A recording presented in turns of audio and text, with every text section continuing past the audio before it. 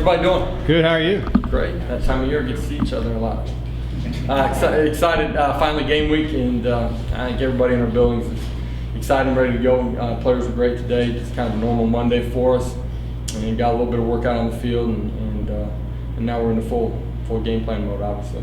With that, I'll open it up for questions. Yep. Jeff. Go. Coach, can you walk us through the process of selecting Brandon Wimbush for your start? Yeah, dating all the way back to McKenzie's injury and all the quarterbacks that were coming back, we said it was going to be an open competition. I believe firmly in letting those guys go through the process. I think it's important that they earn the job in front of their peers, and their peers recognize that they've earned the job. I thought all the guys played extremely well throughout training camp, and sometimes that's just coach speak, but I really truly believe that. But at the end of the day, I felt like Brandon played really consistent, very calm and confident in what he's doing.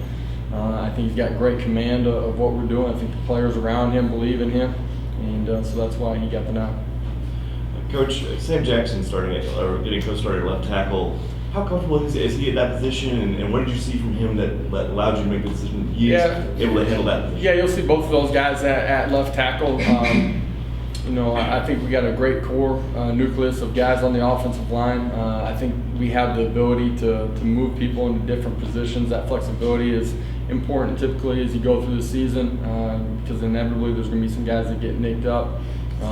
He's since he came back off of his knee injury a year ago, he's changed his body. He's been great in his technique, but he's had the ability to play out on the edge at tackle. Younger when he first started. Last year we played him primarily at the guard position. Feel confident in him being able to bounce back and forth in both of those positions. Athletic, the ability to pull, the ability to match up in some of your protection schemes where he's manned up on probably an elite pass rusher there on the left side. So feel good about what he's done. Coach, the 2 deep depth chart came out this morning. Multiple freshmen in that 2 positions, some positions. How was this class kind of impressed you in fall camp and some of the early abilities since arriving to campus? Yeah, in talking to our football team, as we've gone through the process of training camp, inevitably letting out the 2 deep. Where you're at the beginning of the season has no bearing on where you're at the end of the season. The challenge is to continue to push, get better, and earn yourself the opportunity, and prove that you're going to go play at a championship level. We do have a bunch of young freshmen that have earned the right to be in that 2 deep. They're going to get an opportunity to play some football here as we kick off on Thursday night. Guys that we obviously feel confident in as a staff. I think the players around them feel really confident in them based on how they performed, and we try to put them in game situations, not just in our scrimmages, but the way we practice during team periods during the course of training camp. We try to simulate that, so I think those guys will be ready to roll. Coach, you said in your release the other day about quarterbacks that Dillon Gabriel would also play. Was that a symptom of just being a close competition, or was it always a plan for whoever the top 2 were going to be, that the top 2 were always going to play? I think it's indicative of the way that Dillon played during the course of training camp. We talked about it being a competition and it going deep into training camp. It was that way because of how they played. And Dillon's earned the right to have an opportunity to go out there and play some football. I think as a young player, that exposure will be really beneficial to him as well. Josh, along those lines, what was your discussions with Quad and Dillon and when you broke the news to them, and what would you want to see out of those guys as you guys continue to move forward? Really, we met as a collective unit, as an offensive or as a quarterback group, and we brought those 3 guys in along with Coach Levy. Told them that this is the direction of where we're heading. Talked to them about the strength of a position. The quarterback room is no different, even though there's typically only one guy playing. The strength of position can never be one guy. I think for our fan base, our football team, all you got to do is look back to the end of last year and understand that that's the case. I mentioned it earlier, just the guys in that room that aren't starting. The challenge is to continue to invest and invest even more, prepare even harder when your opportunity comes to be in a position to take care of it. But it's not just the quarterback room, it's all 125 guys inside of our team room. That is the challenge, and if you're not growing every single day, you're not going to put yourself in a position that when your opportunity does come, you're going to take advantage of it, or you're putting yourself in a position where you're never going to earn an opportunity to get out there and play. Coach, for Dillon Gabriel to see immediate action as a true freshman, what did he do well? What impressed you the most just seeing him from spring to now? Since he's been here, he's smart, confident, accurate with the football, good decision maker, all the things that you want out of your quarterback. Coach, for Brandon, what are some of your expectations for him come Thursday on an individual basis and maybe from the team? I expect him to play championship caliber football. He's got great command of what we're doing. Want to continue to put him in the right position, but to operate extremely efficiently at the quarterback position with the tempo that we play at, which is probably a little bit higher tempo than he was accustomed to as far as the experience at Notre Dame. Expect him to take care of the football, just be a distributor of the football, get the ball in our guys' hands and have an opportunity to go make plays. He's our starter because we certainly believe that he's going to do those things. Coach, Dylan Barnes gets the kicking job. Obviously, he has experience being here for a couple of years, but what did he do in fall camp? I thought he was really consistent throughout training camp. Feel really good about all of our specialists and where we landed. More guys being in that position as far as have an opportunity to get out there on the field and play. But I thought Dylan's been really consistent. Thought he continued to grow and mature as we went through the summer. Was really consistent in training camp, and looking forward to him having a huge year for us.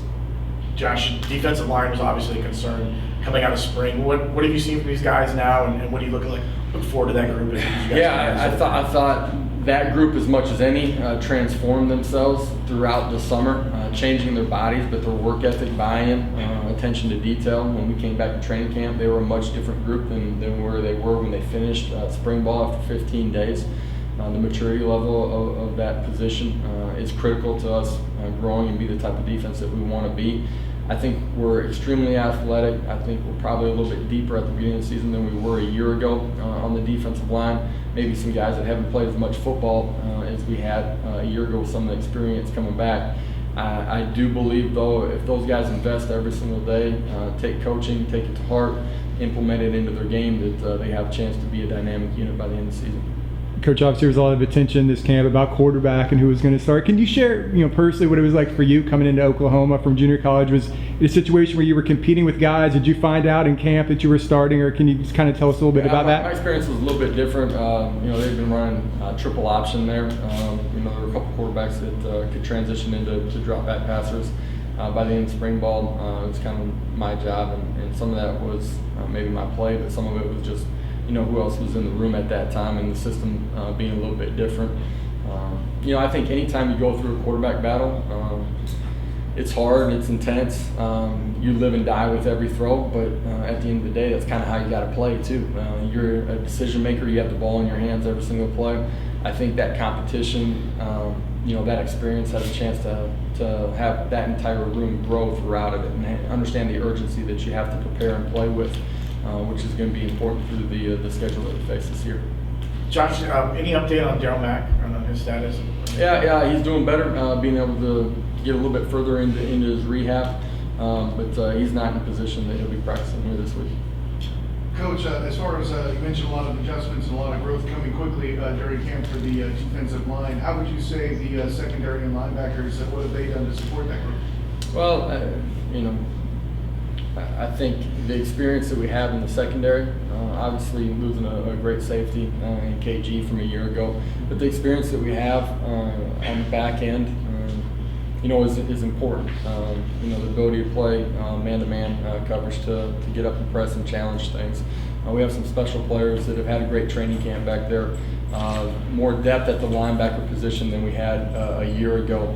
And guys that can play multiple spots. And I think that's critical. And then the ability for our young linebacking core that came here in January, how much they've grown. They've changed dramatically physically, as you guys have seen, just getting to know them from January to where they are now. Their understanding of what we're doing, I think they're going to continue to grow and escalate their play as we go through the season. Excited about what they're bringing to us defensively.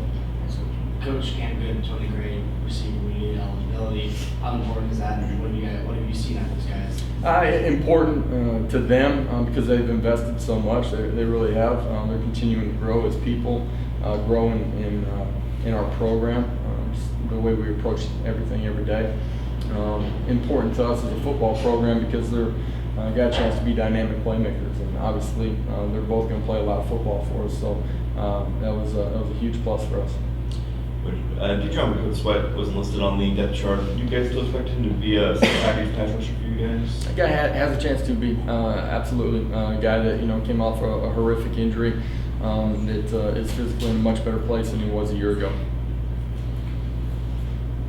Coach, with that Thursday game this week, how does that change your preparation on being a short week, or is it a short week because you guys It really haven't had- isn't. For the people that have been around here, we kind of just bump everything up so that we go through a normal game week. Yesterday was a Sunday for our program. Coaches were in the office for a little bit.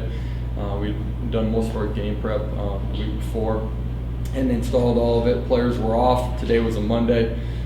Tomorrow will be a heavy work day, Tuesday practice, where we get out there and bang a little bit. And then transition from sort of the all-season mentality to fall camp to now game week. Yeah, what's that transition like for your guys? I think they're really excited.